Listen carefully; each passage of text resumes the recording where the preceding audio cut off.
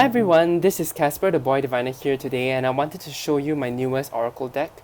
This is not a deck that is totally new to me. I've had it for a week or so, but I've not used it because I just wanted to show you guys the deck in its full glory. This deck is by Sahara Rose, and the art is by Danielle Noel. I think everyone should be quite used to Danielle Noel's name being shouted around because she did the, I think, Moonchild Tarot, the Starseed Oracle, other collage decks. They are all very light and fluffy, and to be honest, that I do like her art, but it's not something that resonates really strongly with me. I don't really enjoy that kind of starseed kind of imagery, that kind of light. But no offense to anyone who does, we all have our own preferences. At the same time, this deck really caught my eye. Okay, so just wanted to share who they are, so you can pause the video to read about them if you want. I arranged the deck already. I already changed the original deck. Again, I do feel like this box is a little too much packaging, but I just wanted to show you again everything. Still beautiful mandalas, beautiful, everything's beautiful, white and gold, and this gold foil. I think you can see that. And then there's the magnetic closure. And the book. The book is actually pretty lovely. It's full color, and you can see the cards here. So the book is really good. I like the book. It covers it sequentially here. And then for your ease of searching, this is alphabetical, so you know exactly where to go to. And then here explains a lot about the book and how to use it and how to use the deck. To give you some context, the book is split up into a few sections: spirituality, Ayurveda, which is not something I totally resonate with, chakras, which I also don't super resonate with, yoga, same. This is why I got the book, to really learn about this. But what I love the most about this book, and the main reason why I bought this deck, is because of the deity cards. Okay, so they don't have many, but this is the main reason why I got this deck, to be very, very honest and to be very clear. Okay, it contains a smaller box here. I'm going to take this big one away and show you the deck. The deck opens up like that. It's a two-piece box with thumb things to pull it out, and then a little ribbon with a mandala at the bottom again. I've already arranged it in the order that the book came in. I rearranged it. So when you buy this deck, it is actually in alphabetical order. But that doesn't really make sense to me because the intention here is to have all these different sections. So I wanted to show you guys this in a different way compared to the other people who have done a walkthrough. So just wanted to quickly share with you why I did this. So Dharma, your highest purpose. Part of me wishes that the second part of the word is in there, because these words are pretty esoteric. Dharma, your highest purpose. Dharma is, I always thought, because of Buddhism, it's more of like your truth. Again, this deck is not gilded. I think some of the descriptions call it gilded with gold foil, which is mistaken. I am very, very tempted to etch this deck in pink. So just FYI. Kira, effortless flow. So you see, Danielle Noel's art is usually very light. I like this deck so much. Her art really is different from everything else, maybe just because it's a different theme, but it's darker. It's more jewel toned, and I really like this new aspect of her art. Karma, I think everyone knows what karma is. Let's take a look. Karma here, the sum of one's actions. So she does have upright and reverse meanings for the word. You can see this is the same woman. Oh, that's beautiful. The same woman here and here. So again, the sum of all your lifetimes, what you have done. Even though there is no self, there is the energy that is brought forward from your past lives. The eye that sees all. Atman, or Atman. Atman is the infinite aspect of the soul. Like his crown, his third eye within meditation. You can see the divinity within you. I've been trying out a new kind of meditation, which I also stopped again, but it was about, finding that space within yourself. Buddhi, inner wisdom, intellect. You're remembering what you were born with. All the answers that you've been seeking is all within you. Not one of the cards that I super like, but still beautiful nonetheless. Buddha. So Buddha, people always say Buddha is like some sort of deity, especially Christians who say, oh, why should we worship Buddha? He's an idol. But this book gets it right. Buddha is not a separate deity. Buddha is one that is aware. Anyone who becomes aware of the reality of the world can be called a Buddha. Okay? Not every Buddha comes out and say, hey, I'm a Buddha, I'm super aware. But the last one that we have in this society, in this world, is Shakamundi. I don't know if I'm pronouncing his name wrongly, but anyone who is aware of the reality of the world is Buddha. For me, I might actually put this in the deity pile just because I do want to work with the Buddha energy as a deity. Especially Amitofo. Vata. So now we have moved on to the Ayurvedic section. This is air. Vata is air. And like the air in the tarot, it's really about ideas. So you can feel that sense of air flowing through the mirroring of the lady, Pitta. Pitta is fire and water from what I understand. Let me turn the fiery dosha. This powerful, strong-willed, and feisty. Fire and water. Yeah, fire and water are the most powerful elements. You can see here that they have both the water part and the fire part. I'm not good at, I have no idea about anything about Ayurveda, but apparently they are together under Pitta. Kapha. Kapha is the earthy dosha. I need to even understand what dosha actually is. Or Kapha. I'm not sure how to pronounce this. Let me know if anyone knows. But this is a beautiful card. I like this card. I like the earthy tones in Danielle Noel's work, which I don't really see in her other decks. Sattva. Purity and clarity. So this is one of the kind of art that from her that I think it's more available in her other decks that she has helped to create.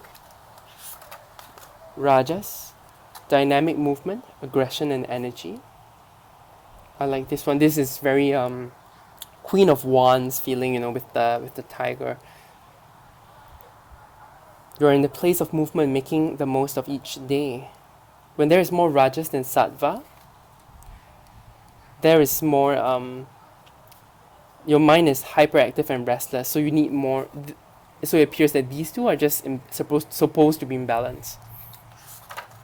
Tamas, density, dullness, and inertia. That is so cute. I love this. I love the little butterflies. So, in the upright position, it just means that you're in hibernation, which is needed to blossom into a butterfly. So it's okay to rejuvenate. And in reverse, you feel like you're stuck, and you have been in the cocoon too long, and you have forgotten you have wings. All those messages are beautiful. I do feel like I'm in the latter position now, in the reverse position. Okay, prana. Prana is like the life force. So I'm aware of this. I don't know if I resonate so much with this imagery. Still beautiful art. Ojas. Oh, I love this card. The subtle essence of health and well-being, peaceful and patient. So it's represented by trees, which I think also in the Lenormand means health. So I think it's about personal health and personal wellness to remind you that it's important. Tejas. The subtle essence of intelligence and courage, radiant and glowing. Talks about how you can see this in their eyes. But there's also a danger of burning out. Yeah, I think I'm just not into like real people in collage decks. So down here we're moving to the chakras. This is the root chakra, Muladhara. Very nice. I like this. The color is so intense. Sadhisthana, the sacral chakra, the orange color. Manipura. Solar plexus chakra, this is also orange. Anahata, the heart chakra. So I feel like I can use this deck for chakra readings also. Anahata. Vishuddha, the throat chakra. I don't know where this is, and I don't know where it comes from, and I don't know if it's the legitimate like symbol for the throat chakra, but it's interesting to find out.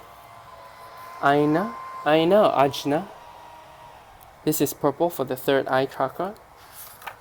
And then the crown chakra, which is also another purple color. Sahasrara. Sahasrara. Okay, I just mangled that about 3 times. Okay, this is all about yoga, which I don't do, but I feel like I might want to explore in future.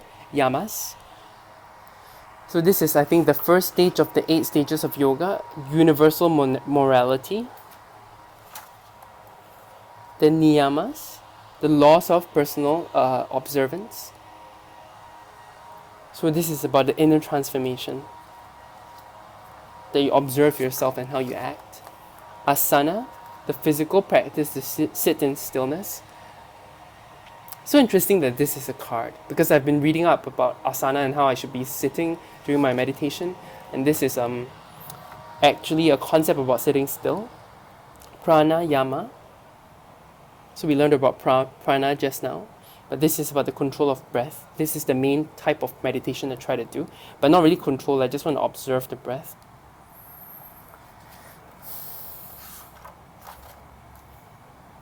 Pratyahara, control of the senses. It's so interesting that yoga is full of the word control, it seems, according to this deck, whereas the meditation or the Buddhism that I've learned focuses more or less on the control, but more on the observance of everything that's occurring around you. Dharana. Dharana is the single focus concentration. I really like this imagery for that. So just that one goal, single focus commitment. Dhyana, 8 stages of yoga. This one is concentration and meditation with the intention to know the truth. So this is, according to the book, is about when you became fully immersed in something, like when the dancer becomes the dance and the singer becomes the song. This is probably referring also to the state of flow. And some people call that channeling. They say that they see someone else when they dance, or they feel like someone else. Samadhi, I heard of this word so much when I was doing my vipassana. This is the advanced state of meditation and absorption in the self. You're joining all the aspects of your being, and your human consciousness has become one with the cosmic consciousness. Such an interesting concept for a card, because I don't know what it means when you draw this, because this is a state that is like kind of impossible to me. Kundalini. This is a very famous concept in yoga, but there's a lot of fear that I have just because I read so much about the awakening of Kundalini and how it can be debilitating for someone's life. But this is really the primordial cosmic energy, the serpent power that exists at the base of your spine. People just, I've heard that how it just bursts out and cause people problems. Super interesting. Bhakti. Bhakti is still under yoga. Devotion. I guess this is more of the, dedicating yourself to the divine. And then now, Tantra. Tantra is the balance of masculine and feminine. That's not something I was aware of until now. That's so interesting. Moving past the dualistic mind that judges everything as right or wrong. There's a power in integration. Satya. It's a yama for truthfulness. Ahimsa, non-violence, another yama. Whatever yama means, I think I need to really do more research. The next one is Savadaya, self-study. This is a niyama. I like this card and how it looks. Santosha, contentment, another niyama. This reminds me of the archetypes decks back. But I don't really understand too much of this because there are so many people in front, but this is really about contentment. Tapas. Niyama, self-discipline. I need this. I need tapas in my life. But I do like how this card looks. Really pretty. Okay, now we've moved on to the deities, and this is the main reason why I bought this deck. I often find artists' depiction of deities sometimes a bit off from what I expect. I find them sometimes possibly a bit not to my taste, or even sometimes disrespectful. One of the examples is the Kuan Yin Oracle. The Kuan Yin Oracle, I think it's based on the art of an artist who has done a lot of different drawings of, Asian women, including those that are more of exotic dancers. I feel like the Kuan Yin Oracle doesn't match the essence of Kuan Yin as I know it. So to me, that can feel a bit disrespectful. At the same time, I know the Kuan Yin energy also does manifest through the oracle, because I know of other people who enjoy that oracle. It just doesn't work for me. In this deck, I appreciate every single image that Danielle Noel uses, because she doesn't touch the original image. She just embellishes them with beautiful background or foreground elements. See Parvati, the goddess of devotion, love, and yoga. This is an original image. This is a traditional statue that depicts Parvati, and I feel like this is something I can completely respect and get along with. So really, out of all this deck, the whole deck, I feel like I'll be using this the most, and it's probably to really learn how to give offerings or learn more about the deity. And there's one card in particular, the Ganesha card. I feel like I bought this deck just for that, honestly. Parvati, Saraswati. This is the goddess of creativity, intuition, and insight. Once I did a guided meditation, and I heard someone telling me that their name is Sarah, and the person beside me had the same name. So we kind of just suspected that she's the one who came and gave us a small whisper. Beautiful. See, this is a traditional depiction of her. I mean, part of me feels like they might want to give donations to the people who did the original drawing, but I think because they're so old, it's really hard to find the source. This is Kali, one of the more famous characters in the Hindu mythology, or the Hindu pantheon. I think that sounds better, the Hindu pantheon, because mythology makes it sound not real. I don't know. The goddess of destruction, disillusion, and ecstasy. She is fierce, erratic, and untamed. Lakshmi, the goddess of abundance, fortune, and beauty. Beautiful. Radha, the god of passionate love and longing. I need this in my life. She is the passionate lover of Krishna. Wow. Durga is the goddess of inner strength and protection. You see the many arms she has. Guan Yin also has many arms. So this goddess is about exhibiting great strength. Wow, she's carrying a bow and arrow and a sword and trident. Yeah, she's really here to battle. Bhuvaneshwari, the goddess of space and infinite possibilities. Creating the space within yourself. That is the meditation that I was trying out. Very interesting. Sita, the goddess of devotion and loyalty. Look at how respectful she is with the image. Seriously, and she kind of takes it to the next level to make it more palatable to modern day feelings. I really can appreciate all this. Dhumavati, the goddess of disappointment and letting go. Learning how to accept all the struggles you have faced, and even giving thanks to those struggles. Chinnamasta, the goddess of radical self-transcendence. She is the headless goddess. She is related to the Kundalini energy, and it's a state of transition, interesting. Lalita, Tripura, Sundari, I think Sundari, the goddess of erotic spirituality. And this is, I think, more for women. It's about not repressing your divine feminine nature. And then my favorite, Ganesha looks so cute here. honestly, he's the best. I really like Ganesha a lot. As a deity, I don't make offerings to him enough, I feel. The go-to deities, my patron or matron deities that I go to often is Guan Yin. But Ganesha really is one deity that I really hope to work with more, always. The god of new beginnings and remover of obstacles. I think most people forget, even in this. Oh, it mentions here in the book, at least they didn't forget that the Ganesha is not only the remover of obstacles, but he also places obstacles in people's way to help them, to remind them of who they are. Interesting. So it seems like they went through the goddesses first, and then now the gods. Krishna, the god of compassion and love. This is the love for the divine. Look at how she really pairs the background images that she creates along with the traditional statue. She's so respectful. The coloring, everything is perfect. I really like this part of the deck. This is my favorite part of the deck. Danielle Noel really hit it out of the park here for me.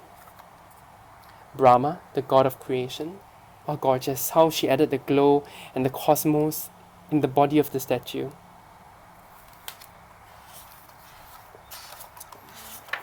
Shiva, the god of destruction and rebirth. One of the most famous gods in the Hindu pantheon. Also used a lot in Final Fantasy as a woman, but he's a god. He's the first yogi. The next one, Hanuman. I think Hanuman is the god of courage. We have a similar deity in the Taoist pantheon called Sun Wukong, also a monkey god. Seriously, I love this. I love the deck, but the section that that really calls out to me, the main section that why I bought this deck, is really the gods and goddesses part of the deck. These cards really, I don't know what else to say, and I don't know how I'm intending to use them. I do have a card stand somewhere, so I probably would leave this card out when I feel like working with Ganesha and pop him here. Okay. Yeah. Oh, that's so nice. Yeah, so I might do that. If you have any idea, if any of you work with god and goddesses cards, let me know how you work with them. I probably will pull this part out just so I can use the deck for its deities. At the same time, I do feel like it was a big splurge to buy the deck for essentially less than half the deck. I guess I can use the chakra cards for chakra readings, but I don't really believe that there are only 7 chakras. I don't really believe any of that.